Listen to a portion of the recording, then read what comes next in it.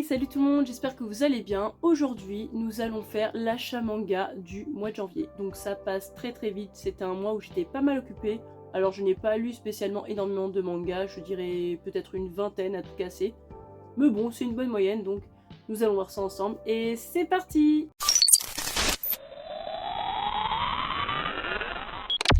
Alors bien évidemment, pour commencer, j'ai bien sûr continué dans ma lancée du tome 39 au 49, One Piece, bien évidemment, hein. Ça c'était obligé, vous vous en doutiez.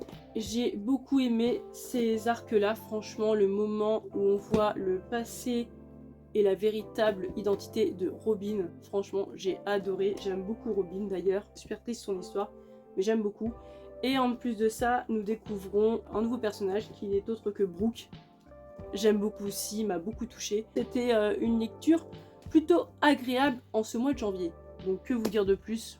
Lisez One Piece si ce n'est pas encore fait, je vous le conseille bien sûr. Dans ce cas-là, beaucoup de courage pour commencer cette série. Ensuite, j'ai trouvé en occasion le tome 2 de Rent a Really Shy Girlfriend, qui n'est autre qu'un spin-off de Rent a Girlfriend que j'aime énormément. Personnellement, ce tome 2, j'ai pas trop aimé. J'ai trouvé que c'était assez lambda, assez calme. J'ai préféré le tome 1, personnellement, mais bon, ce tome 2 était plutôt sympa à lire, mais bon, je sais pas comment dire, je me suis pas trop divertie, j'ai pas trop aimé, je me suis un peu ennuyée. Donc du coup, ça va peut-être jouer sur le fait que est-ce que je revends la série ou non, est-ce que j'attends la suite ou pas. J'ai pas trop aimé pour ce tome-là. Ensuite, j'ai acheté le tome 2 de The Boxer. J'ai pas trop aimé non plus. En fait, j'ai surtout aimé le tome 1. Et le tome 2, bien qu'il se lit vite, j'ai pas trop aimé. Mais bon, ça va, il est plutôt épais. Je crois même qu'il est plus épais que le premier. Mais j'ai pas trop aimé. Et en plus de ça, normalement, ça fait je sais pas combien de temps qu'on attend une date pour le tome 3. Et je viens d'apprendre, malheureusement, que l'édition ferme ses portes. Donc je pense que nous n'aurons jamais un tome 3 et du coup je pense que je vais peut-être, je dis bien, revendre la série et la continuer sur Webtoon si elle est disponible parce qu'il n'y a pas de raison, j'aimerais bien connaître quand même l'histoire. Je pense que nous n'aurons jamais le tome 3 malheureusement.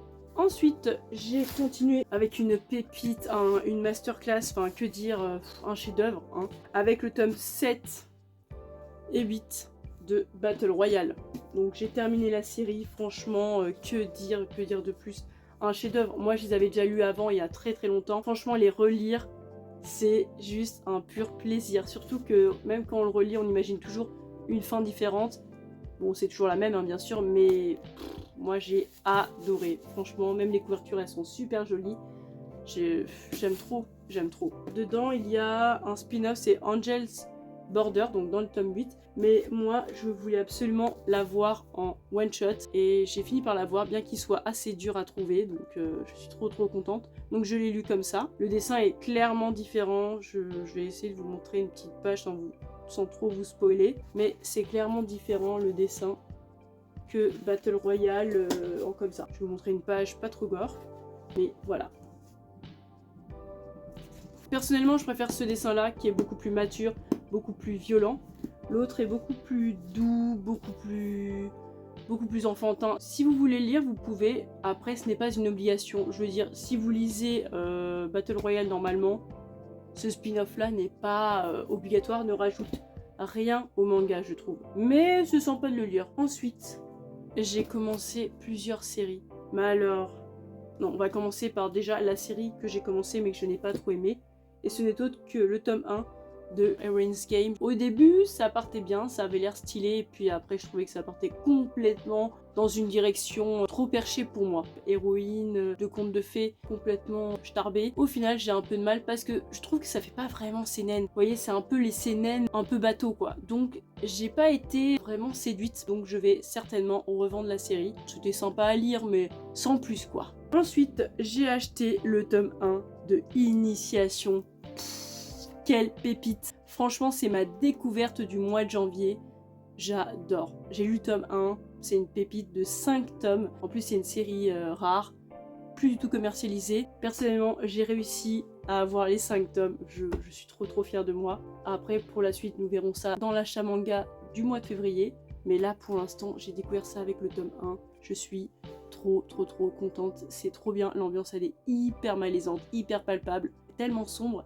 Et en plus il y a des trucs vraiment obscènes de façon très malaisante. On sait pas trop comment se positionner par rapport à ça. On sait pas trop quoi en penser, si c'est bien ou pas, si c'est immoral ou pas. Franchement il y a des trucs on se dit mais qu'est-ce que c'est que cette histoire? Mais vraiment ça a l'air trop bien. Surtout que quand on lit ce tome 1, on se dit que ce n'est que le début. Donc ça promet pour la suite et j'ai tellement hâte de lire cette suite qui a l'air incroyable. Vraiment c'est ma découverte et le tome 1 donne vachement envie de lire la suite. Même les dessins ils sont assez simples. Je peux pas trop vous montrer parce qu'il y a vraiment des choses un peu olé olé et de façon très malaisante, mais vraiment le dessin ancien comme ça, assez simple, moi j'adore. Pour ceux qui aiment l'horreur, les choses malaisantes, les choses sombres, lisez Initiation.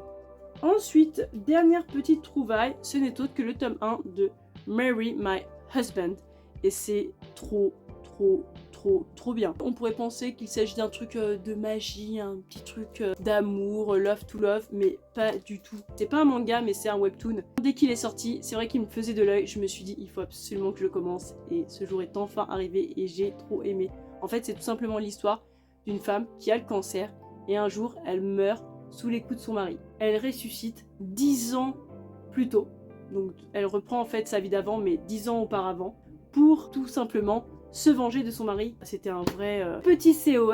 Elle va décider de se venger, de reprendre sa vie en main et en même temps, bien sûr, tout faire pour ne pas finir avec lui. Cela va de soi. Ça se lit assez facilement et même les personnages sont assez attachants, franchement. Moi, j'adore. Quand c'est pas du seinen, quand c'est pas un truc gore ou horrible psychologiquement, s'il y a de la vengeance, je suis très présente. Mais là, oh, gros coup de cœur, j'ai adoré. Donc je vous le conseille bien évidemment. J'ai déjà acheté le tome 2 et le tome 3. J'ai qu'une hâte, c'est de les commencer au plus vite. Sur ce, nous arrivons à la fin de la vidéo. J'espère qu'elle vous aura plu. En tout cas, n'hésitez pas à lâcher un petit pouce bleu si vous avez aimé et à vous abonner pour de prochaines vidéos. Salut!